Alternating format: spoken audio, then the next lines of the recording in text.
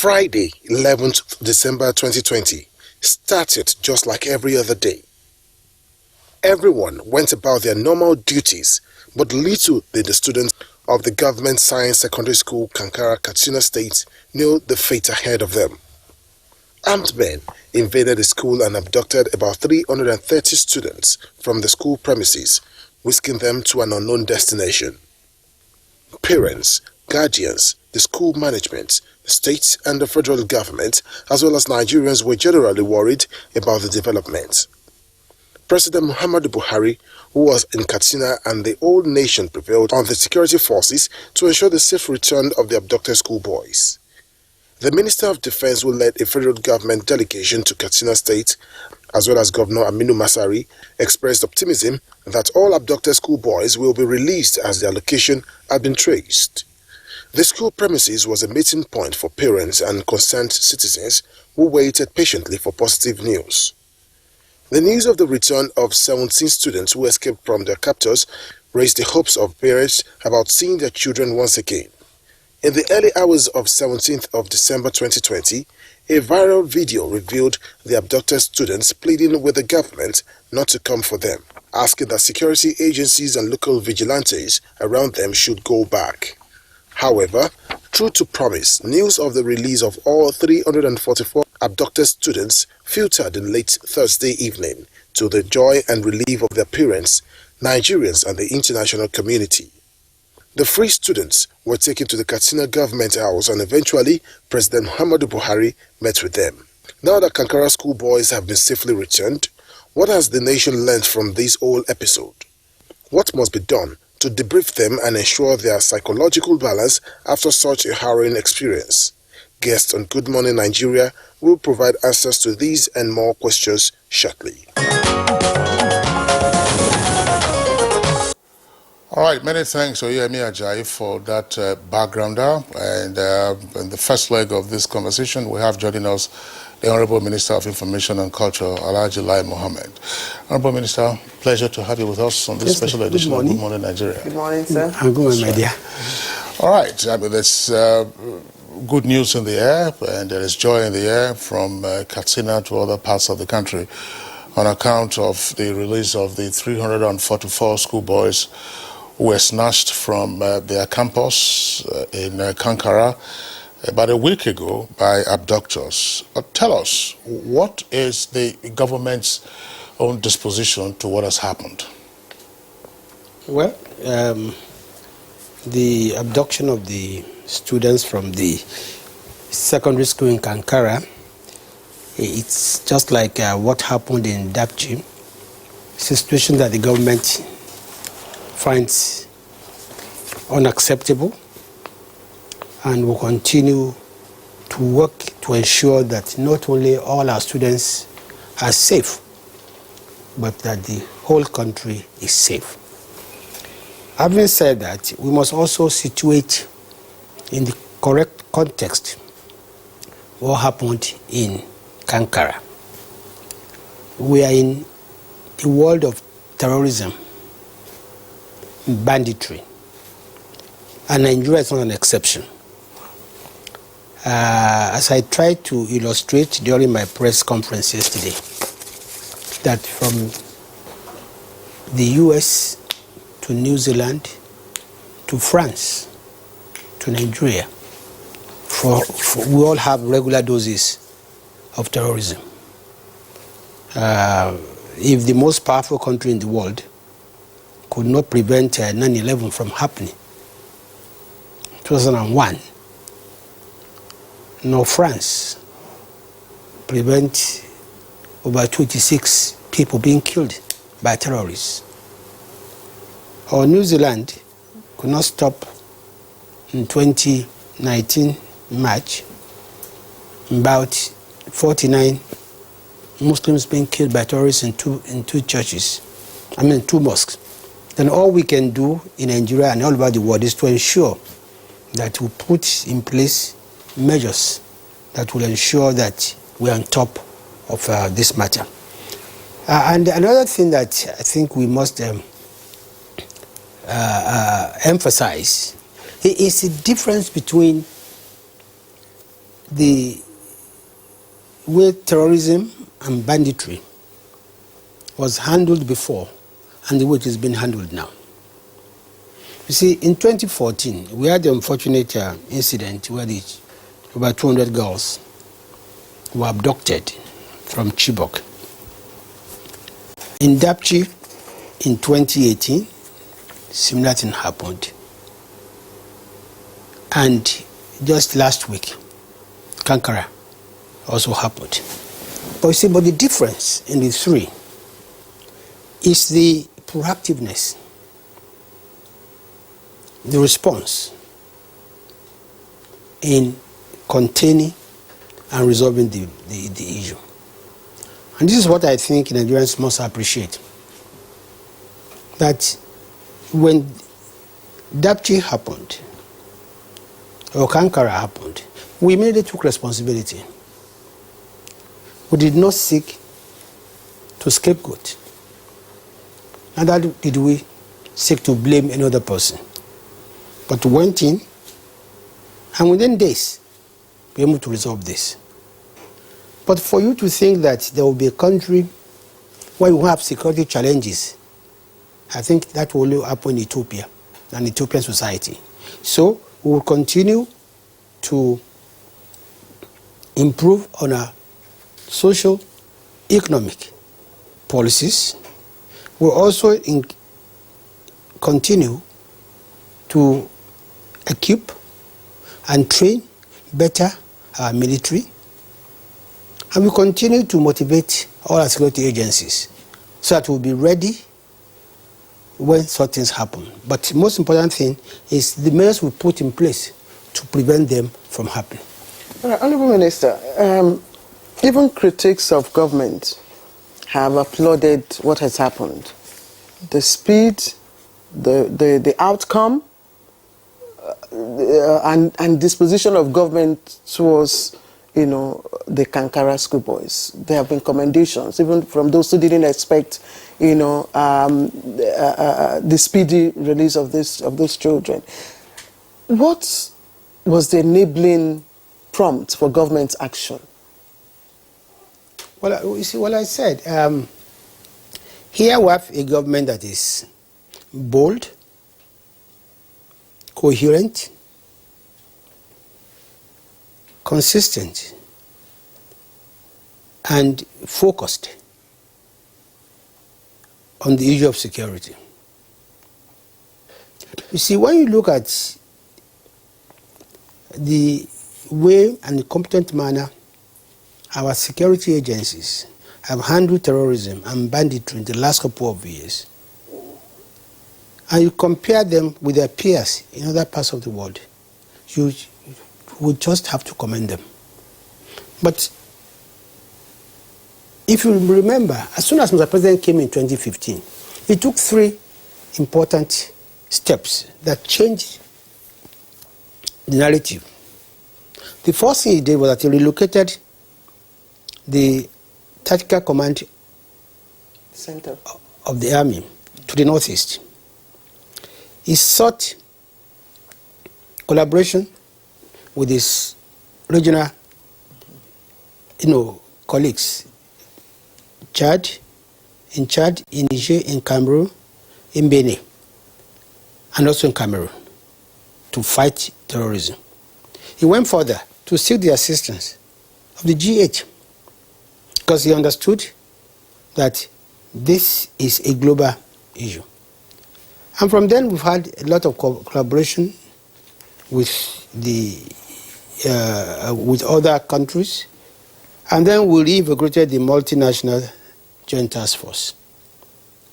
And then we also improved the morale of the military by ensuring that they have the equipment, they are motivated, and they have the training and the training that's necessary. And that is why, as opposed to Chibok, where it took about 3 weeks before anything was done, in Dapchi, in Kankara, within hours, the federal government moved in and dominated the scene. Yes, we employed both kinetic and non-kinetic approaches. But the important thing that is the result. That within a few days, we were able to return all the 344 children unharmed and unconditionally. Very important, unconditionally. Would you say this then would be a paradigm shift in the way we conduct, rescue operations? It's always been our position. That's why I said it was the same that happened in Dapchi. I remember that within a few hours of Dapchi's, of the kidnapping, of the children in Dapchi, the entire military security architecture was already in Dapchi, or in Yobe State. You know why I asked? All these boys came back. No, not one of them. We didn't lose any one of them. Not one of them was hurt.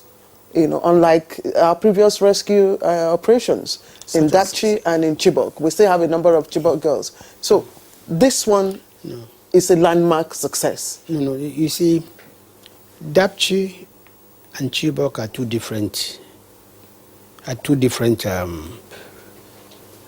situations. Like I told you, not only were we not in charge in Chibok, but when you look at what I've just said, in Chibok, it took about 400 hours before any decisive action was taken. It took actually 21 days before the government then, first of all, opened an information center and then moved special forces. But that's not the issue.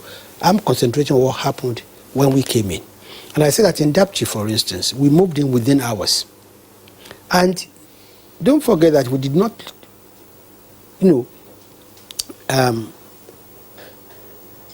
even in Dapchi, we did not have to engage the abductors. But we used both kinetic and non-kinetic, approach. In Kankara, again, it's different. Kankara, again, we simply dominated the entire environment. Our ISR were in complete control. Our ground troops were in control. And in addition, we also, relied on our governors of, Zamfara and Katsina states, who are the chief security officers in their respective states, and who knew what buttons to press. And at the end of the day, this is the result we got. Well, the question remains one of particular lessons to learn from incidents of this nature. We saw what happened in Dapchi. Now we have seen what has happened in Kankara, and earlier what also played out in Chibok. The issue of mass abduction, as it were, with hundreds of otherwise vulnerable students being snatched from their campuses, the school premises, and then headed into the forest, or otherwise taken away in hillocks vans. This is something that is worrisome. What is the government likely to do with regard to ensuring that part of the whole idea of the Safe School Initiative continues to serve as a protection, as it were, for schools, especially in the northern fringes of the country, where these incidents are common now? You see, it's when you have incidents like this that the issue of what the military or the government is doing comes, into public, comes into the public arena. But every day, federal government, through its security and intelligence community, have been involved in ensuring that the situation is contained. You see, I spoke about non-kinetic, for instance. I know that many of our military formations also engage in non-kinetic activities such as rehabilitation of former terrorists, such as giving them, training, giving them skills. And I have been invited to the graduation ceremony of some of these, former terrorists, and being integrated in society. The various intervention programs of government has also helped a lot to improve the social and economic well-being of citizens all over the country. And these are some of the things government is doing by providing employment, providing an enabling environment for people. So it's not so much about the kinetic. You don't achieve everything by putting soldiers in every school. No. Rather, you go to what are the root causes of some of these, malfeasance. What are the root causes of some of these, social, ills. And this is what the government of this administration in particular has been doing, in addition to also encouraging the military, the security agencies, giving them capacity, improving their capacity, improving their ability to dominate their environment. Sorry, I would like you to clarify, because the media is awash with some of these things. From the explanation you've given us, I want to believe that the students were rescued. Now listen to one of the accounts of one of the students on, I think, the Hausa service of the VOA. I don't know if the minister also heard about it. The boy indicated that he overheard the captors ask in a phone call, "Sir, should we release or kill them?" I'm wondering, what does intelligence tell us about the identity and the motive for these abductions? You see, I've never been a terrorist. I hope I will never be one. Certainly. But I understand that, you see, they also work on the psychology of their captives. Of course, when they allow the children to hear that kind of conversation, it's deliberate. To scare them is to cow them. And you see, another thing that we must not overlook is the valiant attempt by the Boko Haram insurgents to actually take ownership of this particular incident. They sought to make it their own their own action. Of course, we saw through it. They were the one that was sending videos, but we knew clearly that this is the antic of a dying organization that wants to remain relevant. This was this was the act of bandits whom we have been confronting on a regular basis, and that we continue to confront until we completely dominate, the environment. But those kind of tactics are, we shoot them or not, is for the benefit of the children. I shouldn't really be asking this question, but I want to pose it. But I want to pose it regardless. I said I shouldn't be asking because ordinarily it's a no-brainer when you look at the circumstances, the trauma, and the whole issues that are involved. And I'm sure you have heard this yourself. So let me not use any qualifiers. So that would be your responsibility, Minister. There are claims in some quarters that DAPCHI and now KANKARA were stage managed. You have heard that, haven't you? Yes, so that's why I'm asking. I shouldn't be asking, but I will still ask it. I know. Yes. See, and I think, just like I've heard also, that many people are mightily disappointed that KANKARA was resolved so fast, just like DAPCHI was resolved so fast. And that many naysayers would have loved this to become another co-celebre, which will become the lightning rod. Otherwise, how do you explain, spurious organizations like Bring Back Our Boys, within a few days of the capture of the students, form the association, move to Katsina.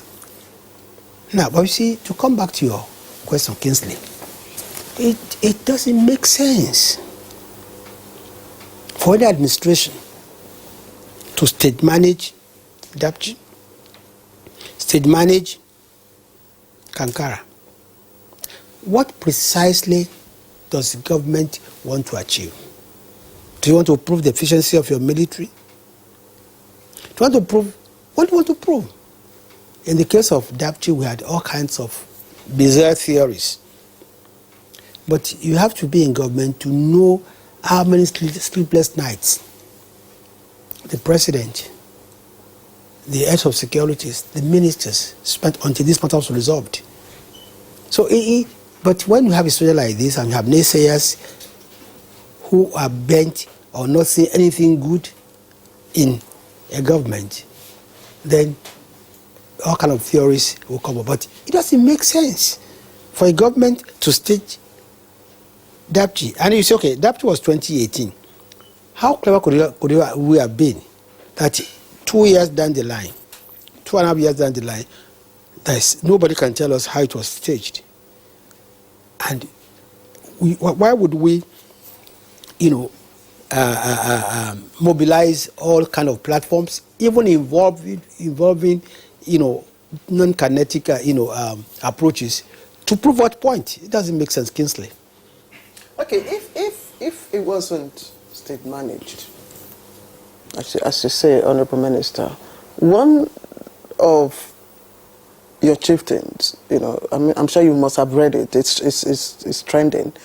Has made an allegation against a chief executive in the north, and again, bandits carrying out this kind of activities.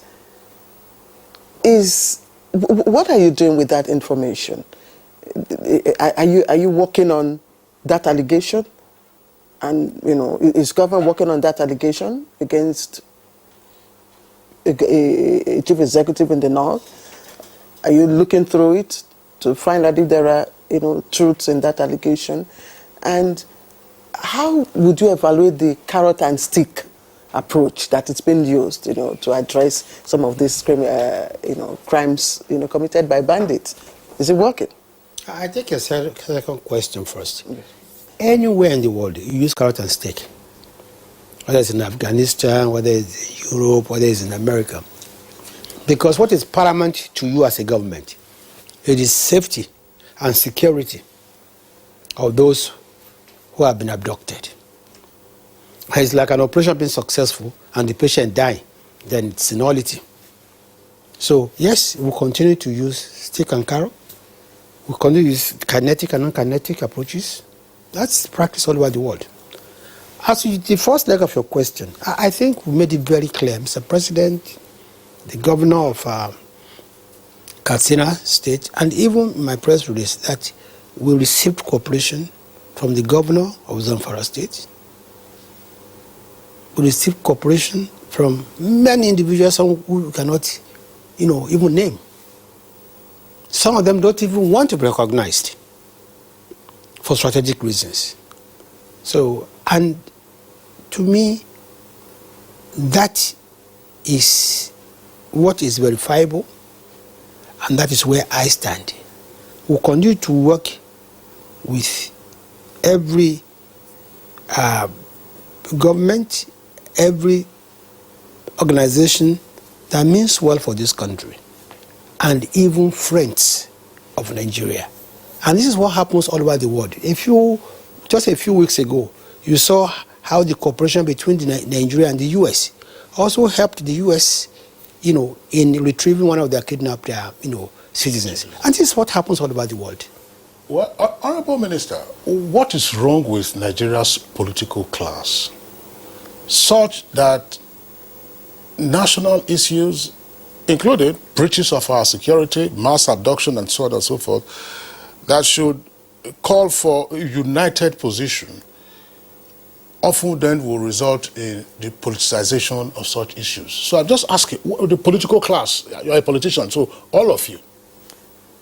Thank you, Dr. Kingsley. You see, you remember in my press conference yesterday, I said normally, in a time of crisis and tragedy, people normally come together to address that issue. It's not a time to politicize or even trade or commercialize the mystery and tragedy of a whole nation. And I'm not proud to be lumped together in the same class as those who claim to be politicians, because those are not real politicians. Yes, we can have our differences, but when it comes to issues like Kankara, we should come together and fight it.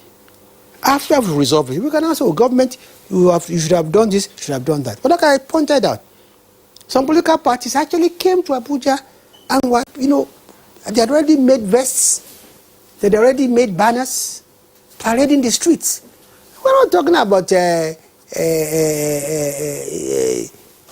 increase in the bread price. We're talking about the lives of 300 plus children, any of which could be their own. So honestly, Kingsley, there's something not quite right with some of our politicians. Is it Kankara or Dapchi? It's not a time to politicize or air your differences. It's a time for nations to come together, in times of grief. Okay, Honorable Minister, let's put you on hold, and we'll take a short break. When we come back, we'll go over to Katsina. I am told that we're having Kingsley, is that what it is? That's right. We're going to have a special advisor to the Katsina State Governor join us on this conversation. It's a special advisor on security matters to the Katsina State Governor. So let's go on a short break now. When we return, we'll probably just one more question for the Minister, and then we go over to Katsina. The counsel of our fathers. I believe we have fought one civil war too many in this country. So those who experienced it will run away from it. Nigerian youths, let's build our nation together.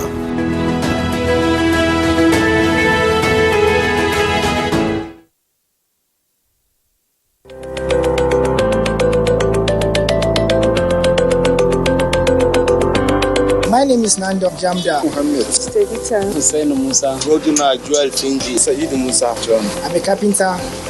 I've been doing this for more than 8 years now. Ina sai da plantain na kai kimamin shekara 3.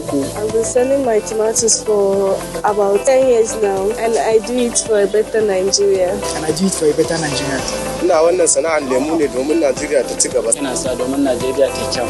And you can see how we are doing our small little work to make Nigeria great. As you can see, I'm a technician and I'm doing it to help myself and to help my generation. Ina zaune ne a Plateau na business.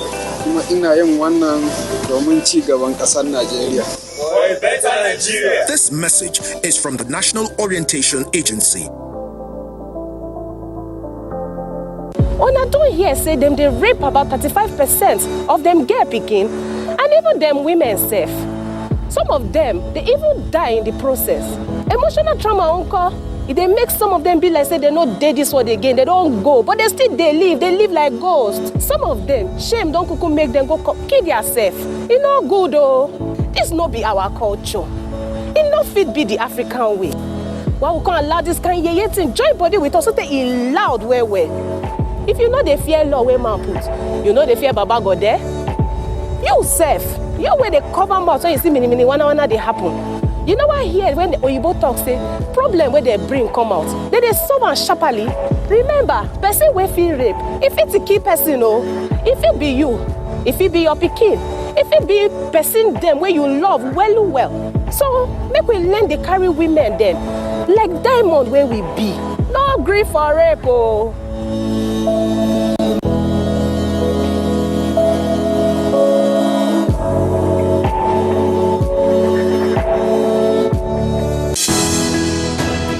Dialogue, empathy, love, and unity. These are vital components of nation building. For all to be well, we appeal that we should refrain from volatile, provocative, inciting messages and language. Let's build and not destroy.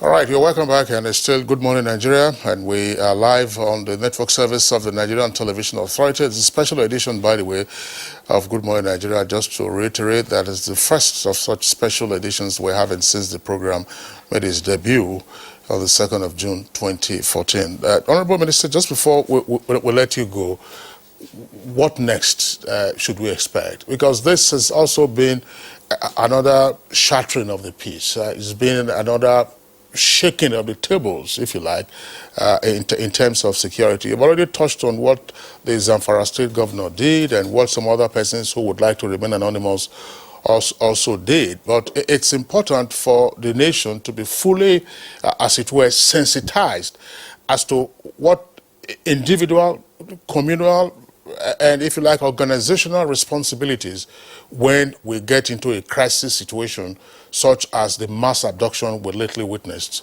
at Kankara. Thank you, Kingsley. You see, it is related to the last question you asked, which is in a time of crisis, in a time of tragedy, everybody, irrespective of religion, political leaning, profession, should come together and assist the country. It's not a time for you to denigrate our military, our security forces. It's not a time to play politics or even to commercialize. It's a time to come together as a country. I remember even in opposition, on the 11th of May 2014, when the issue of Boko Haram got really unmanageable, the chairman, the then chairman of APC, Akande, addressed a world press conference in which he offered suggestions, 10 or 12 if I remember that day, on how we can contain this. It's because there's a country called Nigeria. That's why we have opposition. It's because there's a country called Nigeria. That's why you have professional groups. If you don't have a country called Nigeria, we don't all exist. And this is why this is not a time for people to be sewing uniforms, to be forming NGOs over the national tragedy and national grief. That's why I told them that I hope they will be able to find their way back to their various places, because our boys are back. The country is simply, hemorrhaging, internal bleeding. For what reason? If there's no Nigeria, there will be no elections. There will be no political parties succeeding another one. So I think, my appeal to Nigeria is that irrespective of your political leaning, your religion, whatever, when there's a time for national crisis or tragedy, we should all come together and work together. Thank you very much. All right, so on that note, we would like to thank the Honorable Minister of Information and Culture, Alhaji Lai Mohammed, for being with us this weekend, a special edition of Good Morning Nigeria. Thank you very much for being with us. Thank you, Kingsley. Okay. All right, Honorable Minister, thank you very much for joining us. Thank you very much. All right, Claire, we earlier indicated that we'll be going over to Katsina to join the special advisor to the governor of the state on security matters is Ibrahim Ahmed Katsina. You can see him there on the left side of the split screen. Ibrahim Ahmed Katsina, pleasure to have you with us on this special edition of Good Morning Nigeria. Thank you so much. You're welcome. Is the situation report as at now? Where are the pupils who were freed by the abductors, and how much calm is there in the state? Actually, in Katsina, we are in a period of thanking God for the safe return of these children. The parents are so happy. His Excellency, our governor, is so happy, and we are reuniting them with their families. So Katsina is in a joyful mood, very grateful to God and to Mr. President and to the security forces for what they have done, which my governor has explained to the nation yesterday when the children were brought to him by the security forces.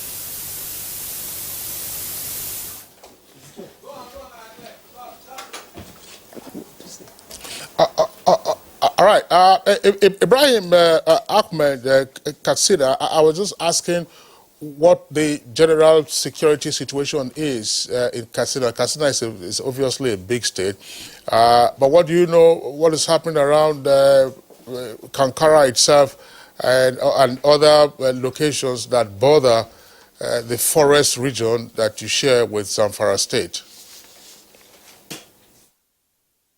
You see, the general situation now in Katsina is gradually improving. Since the incident, there is improved synergy between the security forces, members of the community, and the government, because we are waking up and becoming more alive to our responsibility.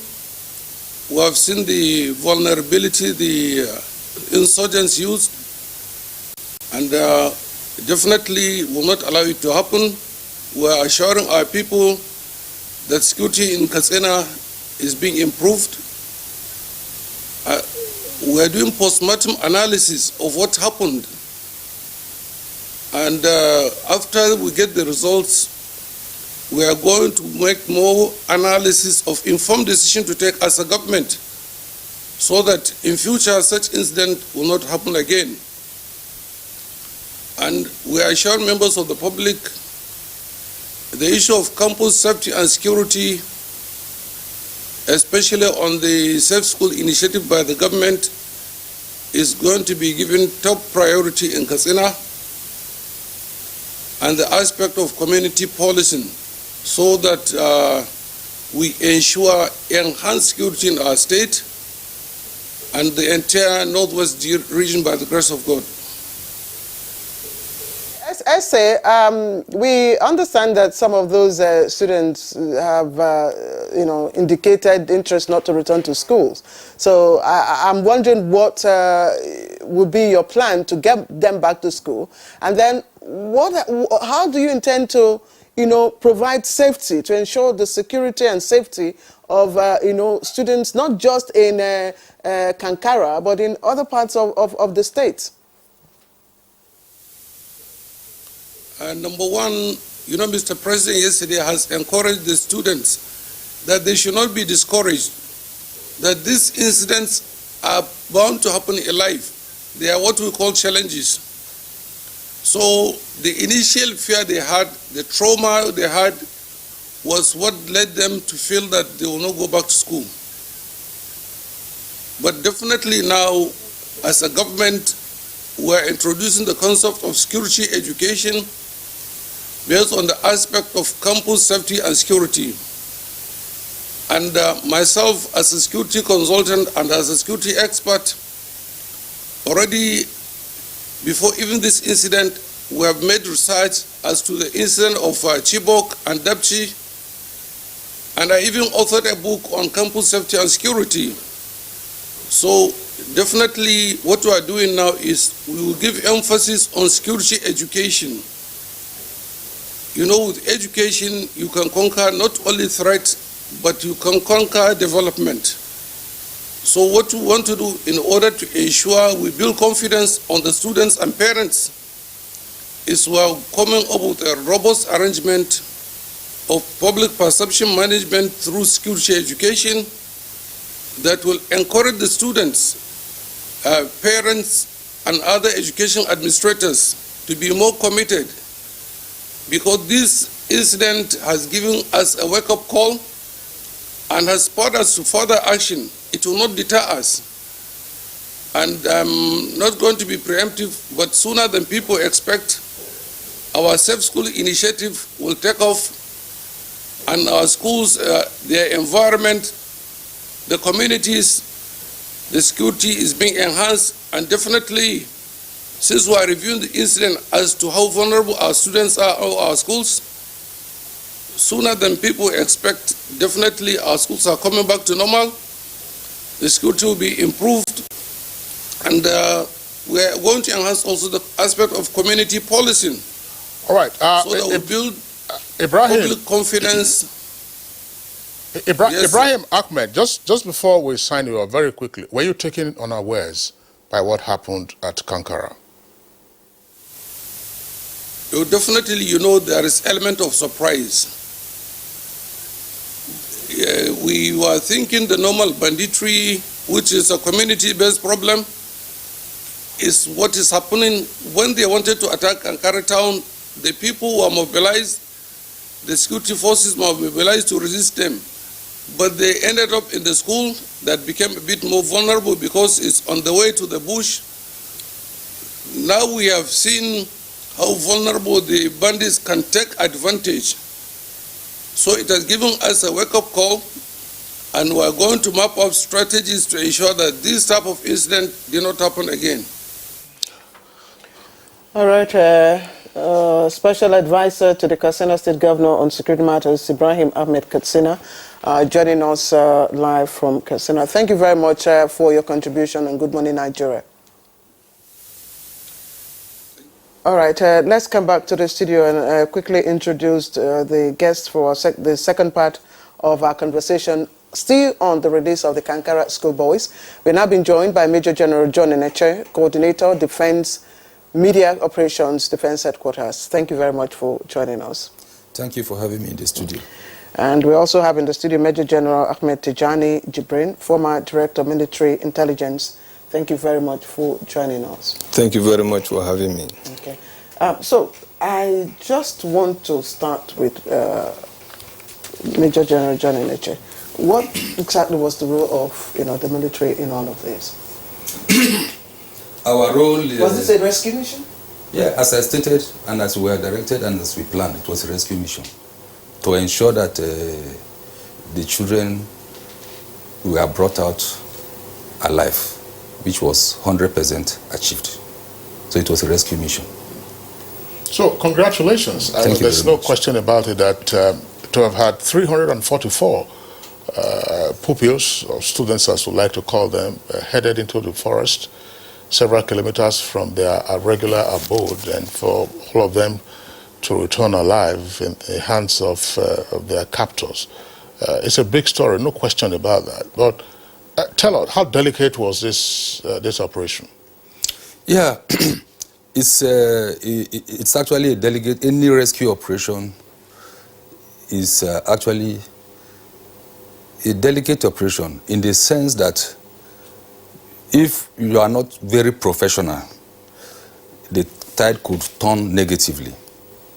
This is an operation where you don't rely on your capacity on platforms alone, on the mechanical weapons, but it goes down to the level of your ability to effectively carry out this mission with what we call UAC, unarmed combat, which is most times the effective weapon, the effective effort in this particular case.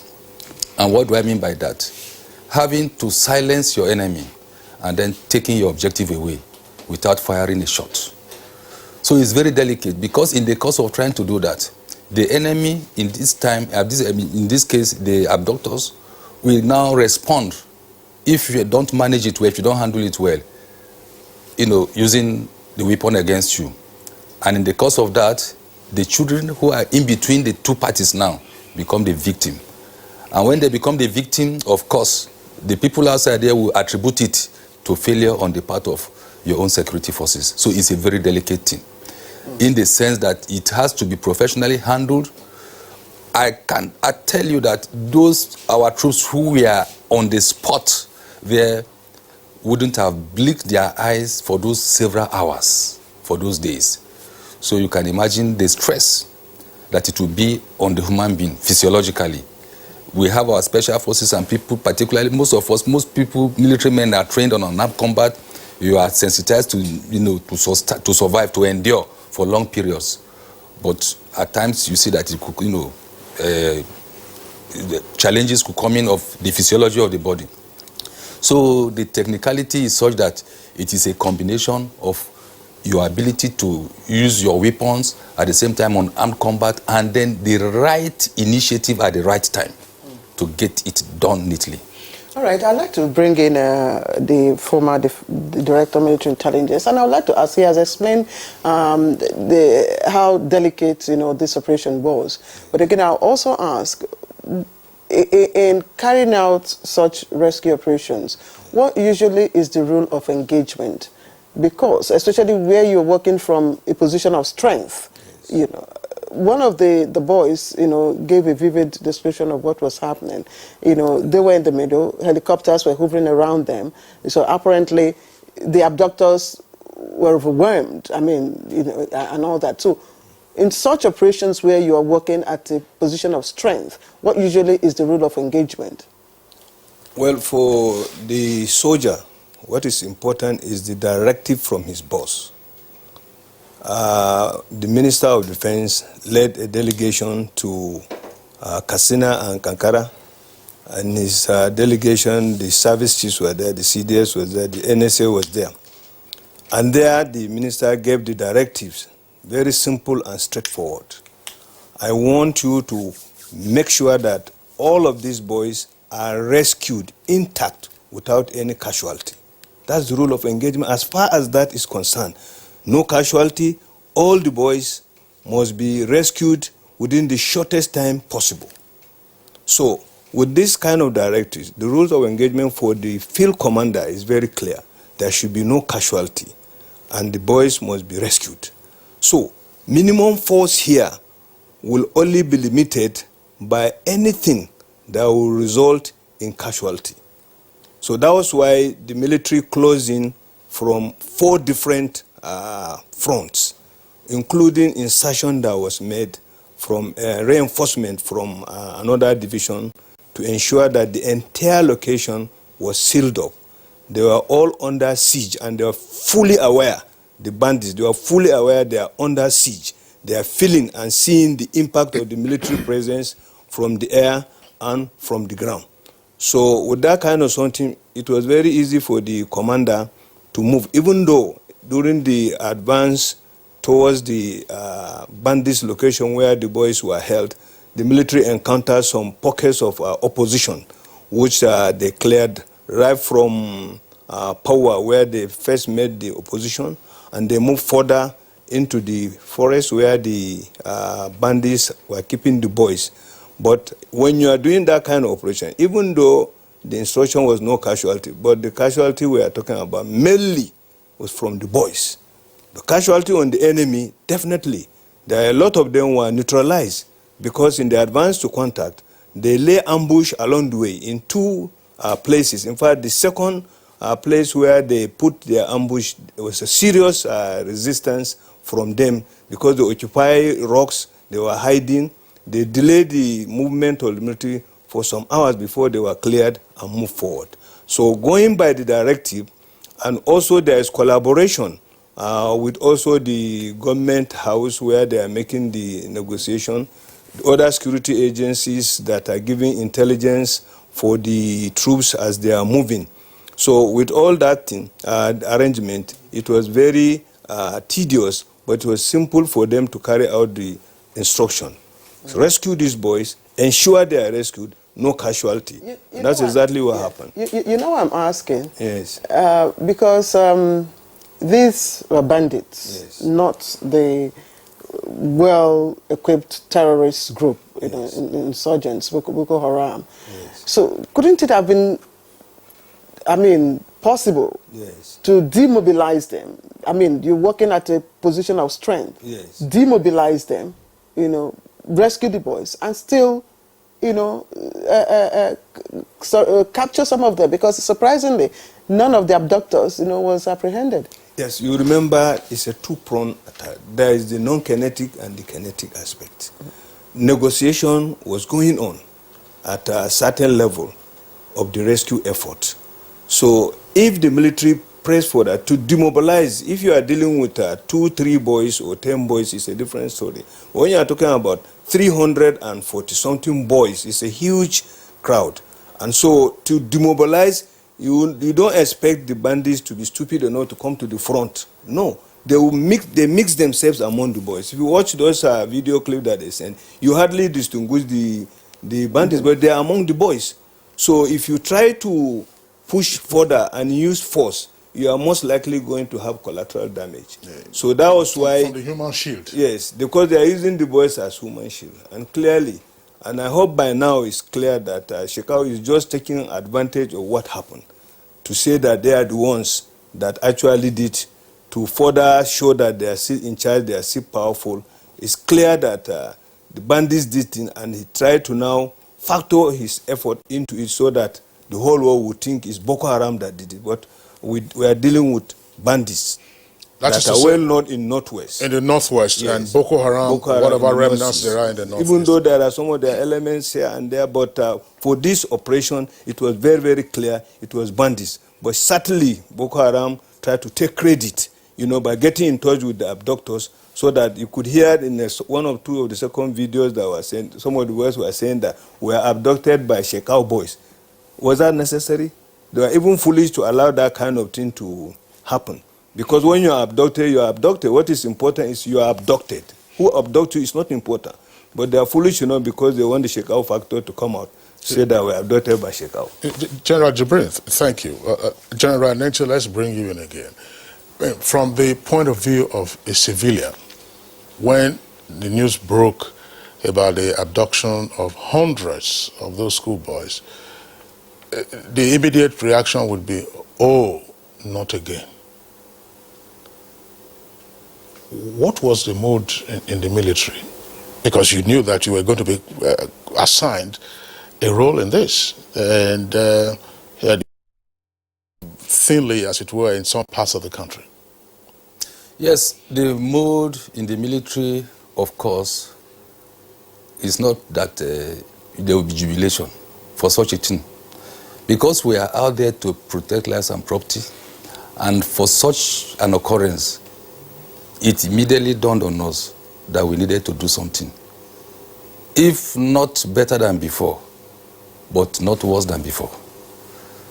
So we now went into our, will I call it archives or records of lessons learned.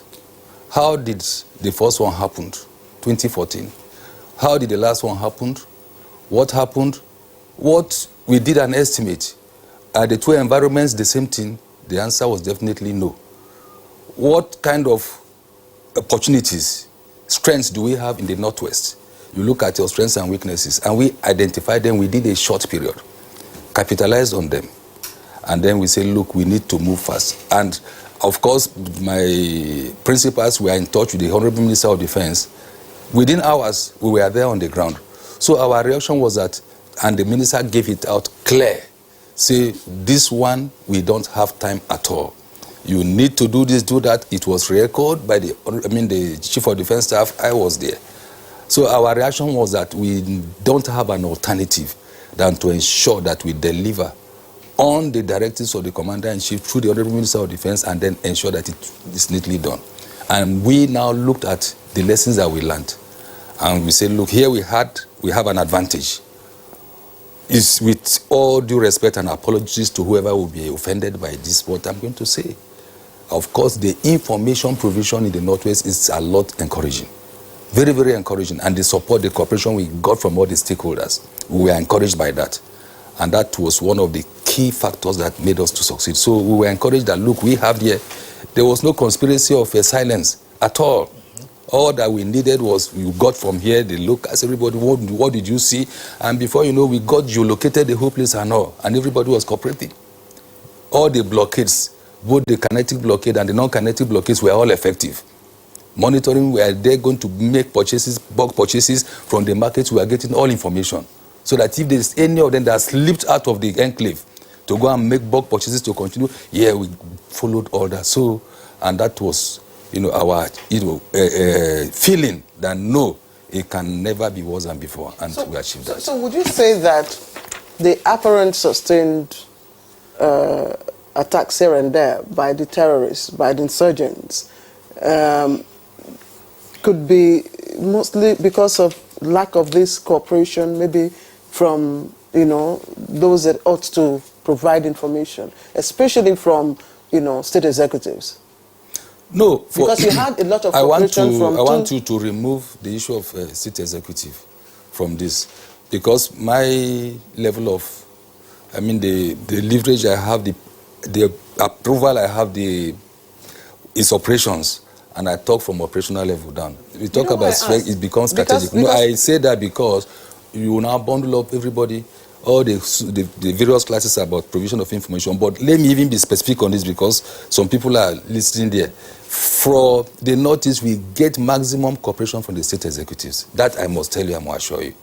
But beyond that, you need the people to take responsibility and take ownership of the security of their location. After being educated, and look, this thing is not good for you.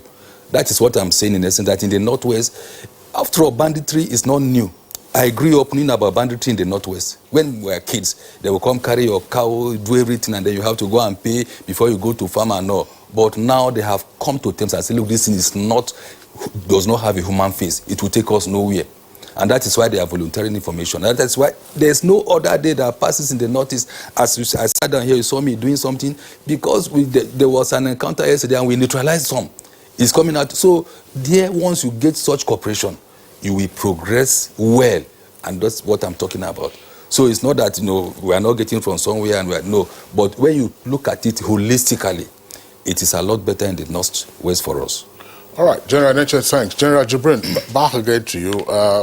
In a sense, General Neche already preempted part of the question I was going to ask. In terms of the response that you probably would give, it's curious, again to the ordinary eye, that you could possibly have bandits controlling the spaces that they are controlling.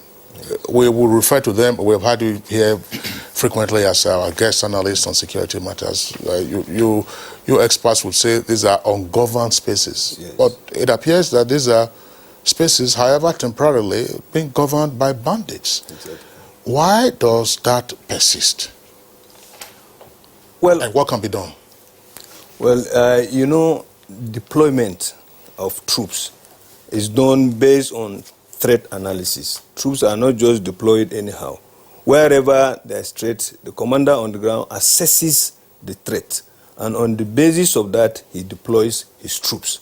Ungoverned spaces exist everywhere in the world you go. There are ungoverned spaces. But what is important is our reaction when there are problems in the ungoverned spaces, like what we experience in this country in some cases in the Northeast, Northwest. So point must be made very, very clear that we are thin on the ground. As far as troop deployment is concerned, we are thin on the ground. Take Northeast, for example. If you look at the map of Northeast and then conjure up the troops deployment, and look at the expanse Alagarno Forest, the Sambisa Forest, the fringes of Lake Chad, and then look at the area. It's so huge. The troops on the ground are thin. That's why there is effort to increase troops recruitment. recruitment from 2015, it was around 1,000. It was increased to around 3,000 in 2017 to 7,000 in 2018, now 10,000. Although we do have some problems with our recruitment, you know, a lot of youths rush, do everything possible to be recruited into the military, but very few of them are real soldiers. Very few of them are the ones that are really ready to lay their life on the line for this country. Most of them are job seekers. The moment you get them into the military, some of them will begin to tell you that they don't want to be posted to Northeast, they want to go to Niger Delta, and so on and so forth. That was why recently, when retirement information was leaked, some soldiers were said to be saying that they are leaving the service because of lack of interest. It's a lie. It's cowardice. Most of those guys who say they are leaving for lack of interest is cowardice. You cannot see a warrant officer who has spent 25 years in the military and then he tells you that he's lacking interest in the service now because he's going to notice. So truly, one of the problems is we are thin on the ground. Secondly, our intelligence gathering effort also is being overhauled. We had problems here and there. The fact that some big powers put legs here and there so that we cannot get the appropriate UAVs and other IRS equipment. COVID-19 came to frustrate our efforts to get them. But now with the easing of the COVID, at least movements have started. We have started getting some of the things we really require. I assure you we are going to enter the new year with greater vigor and optimism in dealing with the situation because some of these things that we are looking for since have started coming. The ungoverned spaces will be governed now by the military. I assure you with the IRS equipment that we are getting. Certainly they will not be ungoverned any longer because they will be monitored 24/7. And whenever anything that is threat to security is seen, will be addressed in it's not a long time without any problem because the situation is going to change dramatically because the main issue is ability to detect and then second, to move in a protected platform. So these are some of the things, areas we are having challenges, but we are going to overcome them because of the things we are getting right now. Okay, let me get back again to Major General John Eneche. Yeah. Now that the boys, Kankara School Boys have come back home safe and, sound, and we're very happy about that. Is the chapter of that place, is it closed? Or are you going to hold those people, as the U.S. has said, accountable? Well, it is not the responsibility of the military to hold the abductors accountable. Our responsibility is to get them out safe, and we have done that. You know, there are other people... But the abductors are still within the fringes of the forest, so... Well, we are not closing entirely? the chapter, as I told you, just like the special advisor technical to the Honorable Minister said, even before we went in, we cleared a lot, and we are still clearing, and we will continue to clear. Our mandate for Operation Accord, Operation Hadar in Daji was not just to... The operation was on the ground, and the operation has not been terminated, and it will not be terminated until we achieve our objective. And the objective is to make the Northwest, particularly those contiguous states that have been harassed with banditry, kidnapping and all, a safe place for people to live in. I don't know when that will end, but I know that we have a mandate to do it as quickly as possible. So it's a continuous thing. So any person out there thinking that we have rescued 344 and it's at the end, that person is just deceiving himself. Sorry, Kingsley. The president, granted an exclusive interview to our State House correspondent, and at the tail end of his, response, he said something I want to quote for both of you to listen. He said, "I'm extremely worried about insecurity, and I hope next year will be difficult. Will not be difficult. Those among the law enforcement agencies that will remain in charge will be extremely busy." And the president says that your efforts is not good enough for him. You're well funded, you're well equipped. So what else do you need? What is left for us now is to work with what we are given. And we are doing just that. And we are happy about that. because like the special advisor of technical to the Honorable Minister said that we are expecting a lot. Once we get that, it is going to be game improvement beyond what we have done. As it were, like we used to have challenges, not getting enough seed lips and all. Sometimes, now, even if you seal your lips, we have technical equipment that will give us the information.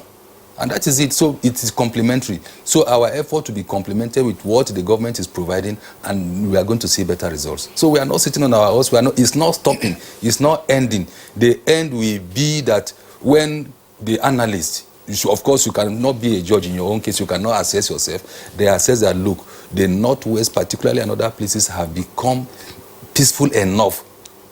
Because, of course, there's no way you have zero criminality in the world. But it's an unacceptable level. And until we get there. All right, General Enenche, thanks a lot. General Jibrin, let's bring you in again.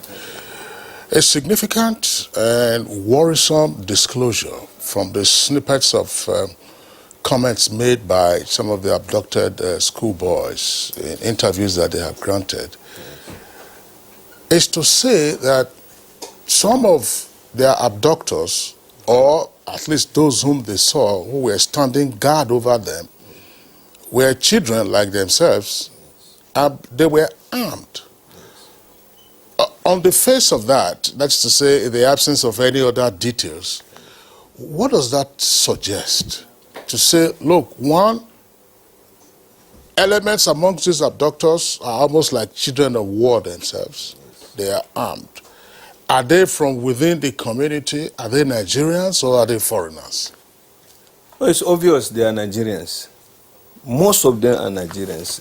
If you look at the banditry arrangement in the country, most of the bandits in Zamfara are from Zamfara State. Most of the bandits in Katsina are from Katsina State. And then most of the bandits you find around Kaduna, Sokoto, most of them are from there. You have some of them moving from one place to the other in order to join their cohorts because they have the same objective. But having children in this one only tells you this problem we're having of this Almajire system, because it's not being managed properly at all the levels that are supposed to be managed. So these boys are available for recruitment into banditry, into terrorism and other heinous crime, including kidnapping. There are pictures of small boys being flashed around saying that they are kidnappers, they carry gun, they go and kidnap, they lure them, and so on and so forth. So prevalence of children in all this operation shouldn't be a surprise to us, because definitely there are teeming youths that are not engaged in any meaningful economic or even... If you say it's not a surprise, General, I mean, how then does that help address the curative or antidote that may be proffered? Because I'm saying that, look, from the point of view of a civilian, somebody who is not versed in these matters, when I say kids, who are ordinarily supposed to be in school, you talked about Almajiri, they are the ones who are standing guard and have their own weapons. You would raise the issue, for instance, of, one, how do they have access to those weapons? Mm-hmm. Two, where are they recruited from? And three, where is their abode? And if they brag about being kidnappers or abductors, and they get proceeds from whatever they do, how do they spend it? It's obvious. That's why one of the reasons why the borders were closed was because of influx of small arms and light weapons. So where they get weapons shouldn't be a surprise to us, because they infiltrate through this and they are smuggled into the country. Some of them in the attacks, the bandits and terrorists carried out in police stations and some of the military locations, when they carry the arms, this is where they get the arms. So the question of where they get the arms shouldn't be a problem. That's how they get most of them. And they even buy.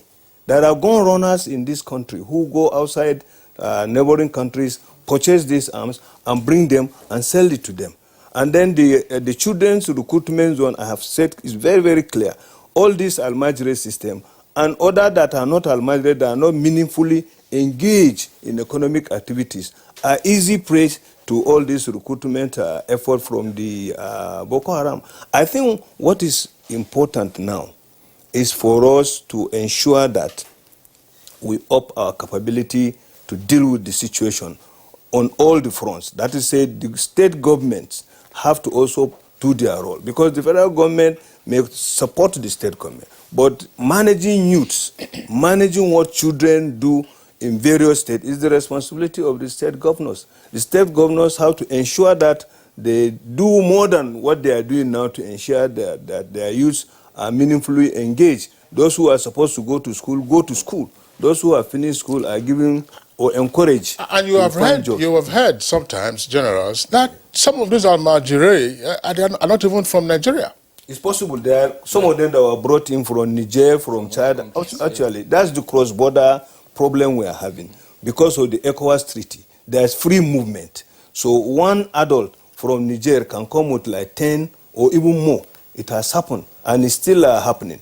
And I think the closure of the border, one of the things that the government wanted to achieve was that, to check the movement of illegal movements into the country. And part of this illegal movement involved bringing in young children who are not engaged elsewhere. Chad and Niger are very close neighbors to us, and they are coming into the country under the ECOWAS treaty. So it's very easy to have a lot of them. It's a mix, but most of them are Nigerians.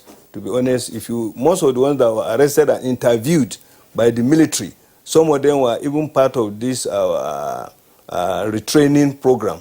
So most of them are Nigerians, but there are a lot also from Chad, Niger, and even Cameroon. So, okay, I'm just, my mind is just running. The minister had earlier preferred his own perspective to the question I'm going to throw to you. Yes. But I want you to look at it from the point of view of intelligence. Okay.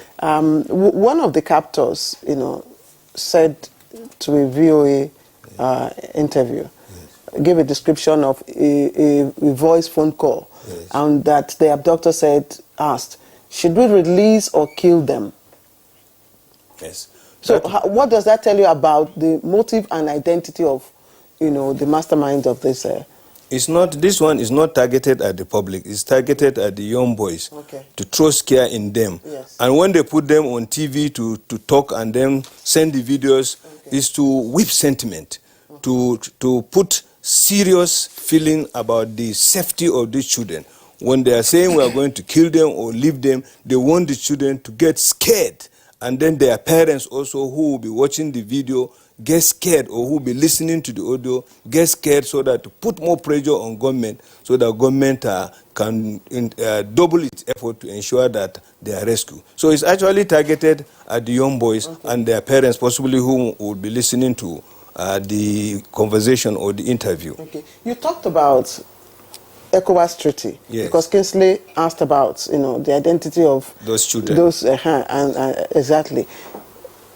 From your perspective, what would you have done to that treaty, to ensure or to make our security checks much easier and seamless?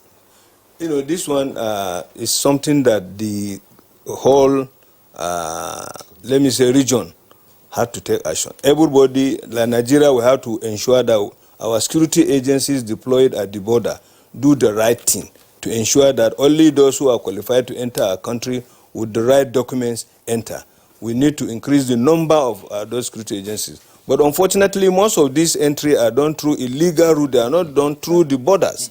So there is no how you can reach them. So what we need to do, we need to increase our patrol activities along our borders. And when such people are arrested, they are accordingly repatriated following the regulation guiding the ECOWAS treaty. The ECOWAS treaty does not say that people should enter your country illegally. They must carry certain documents, they must meet certain criteria. But most of the movement is not done through the borders, it's done through illegal routes, which are so many because of the unmanned border. So we need to up our deployment in those areas. Usually we have the custom, the immigration, and now I've seen some civil defense people making rounds in the area. So we need to improve on that to ensure that only those qualified to enter the country are allowed to enter the country. General Jibrin, thanks. General Nenche, and indeed, excuse me, all Nigerians and all our viewers, this is a happy ending to the story of the abducted Kankara school boys. 344 of them returned alive. But something could have gone wrong. And that's why I want to link this last statement to the question I asked General Jibrin. if some of the groups of the boys were being guarded by their age mates who are bandits and are therefore armed, what does that tell us about the discipline that even these bandits have? You had, excuse me, you had your jets or choppers flying overhead. They got scared. You hemmed them in, and so, I mean, to the extent that you could describe, there was no fright. We do know that in common cases of armed robbery, sometimes there is what we can rationalize for them as accidental discharge. Out of fright or out of fear, they take the life of a victim. But here were some of these young guards armed, under that tension and stress, it still turned out to be a happy ending. The military succeeded in rescuing the 344 boys. What does that tell you about perhaps the kind of persons that we are dealing with, whom we generally now refer to as bandits? They may very well be organized. I don't want us to look at it at that face value. At the face value, that is what it appears to be. But a lot more were done to ensure that there was no trigger-happy action. There was no fright release on the part of those, bandits. Trigger-happy action, fright release, we handled it effectively. And that was why we had professionals inserted. You see, the whole information has not been declassified. Because if I do that now, we still have a lot of grounds to cover. We appreciate that. So that was what happened. Yes, okay. So it was not a miracle. Okay. All right, fine. But I just want General Jibrin to also respond, not to that aspect now. Let's leave that under wraps. Why was Shekau trying to claim responsibility for an action that has turned out wasn't clearly his? Well, it's obvious, you know, terrorists, they like grandstanding. They like publicity, international publicity. He doesn't have the reach to be able to carry out that kind of thing because a lot is being done to stop them at the Northeast, even though there are a few elements of them here and there. But they don't have the reach. But he knows that if that kind of operation is attributable to them, automatically the whole world, you can see the CNN, Al Jazeera, all the news media, international media, BBC, all of them, they were actually hammering on the fact that the Boko Haram have done it again. They have actually abducted school children as they did in Dapchi, as they did in Chibok, and so on and so forth. That's what they want. It's good for their image, and it's bad for our country. It's very unfortunate. But it's obvious the country knows that they didn't do that thing at all, at all. Even the first video that was released, there was nothing about Boko Haram. And it is very clear, you know, they are also being monitored. There are some of the things that we don't have to say here. But all their effort to reach out was also actually monitored. And they successfully reached them, and they agreed to the fact that, yes, we should say it's Boko Haram. So all they want is to boost their grandstanding effort so that they become dreaded in the country and well-known internationally. But they are actually inviting more pressure on themselves. Yes, sir. Very well. Because even internationally, they are actually, because I know, no matter how the rest of the world may hate Nigerian government or any effort, they also love children. So anybody that will do with children, there is that kind of international unity that anything to harm children should be despised at all levels. You know, just in less than 60 seconds, Kingsley asked this question just as we were about to start this program, and I thought it was a very pertinent question, so I'm going to escalate it to you. Okay. And he was curious why, whether bandits or terrorists, you know, have this knack for abducting science, you know, attacking science schools and abducting students of the sciences. Yes. Any intelligence on that? Well, actually... Have you thought about that? Yeah, I thought about it, but if it is Boko Haram that did it, it's obvious their own target is against Western education whatsoever. But these bandits, they were not looking for science school. I want to be frank with you. They were looking for an isolated target. The KANKARA Science Secondary School is clearly at the outskirts of Kankara, on the way to the bush, more than a kilometer outside. And they must have done their study to discover that it's isolated and the security there is something they can easily overrun. So I don't think the bandits are particular about which school, but they are about which target. They are looking for an easy target that they can close in and achieve their goals. Yes. Kingsley. All right. We have just acknowledge the tweets. Erute Wesley, Dele Jack Solomon, Ejimbe Bernard, Ibrahim Modu Aji, Yunusa Idris, Bello Muhammad, Cecilia Okoroma, Mohammed Sani Umar Nadom Wuyep. We, of course, you are all applauding what has been achieved in the safe rescue of the 344 schoolboys from Kankara who were snatched from their school a little over a week ago. Each of them returned and safe. And of course, they are now having to undergo rehabilitation. We'd like to thank you for your tweets that you sent in on this very special edition of Good Morning Nigeria. All right, Claire? Yes, we'll okay. Thank our guests. All right, so let me quickly appreciate Major General Ahmed Tijani Jibrin, former Director of Military Intelligence. Thank you very much. Thank you very much. And of course, Major General John Eneche, Coordinator, Defense Media Operations, Defense Headquarters. Thank you very much for joining us. And that's it for this special edition of Good Morning Nigeria for today. I am Claire Dilabo Abdul Razak. Weekend Deal returns same time tomorrow on the network service.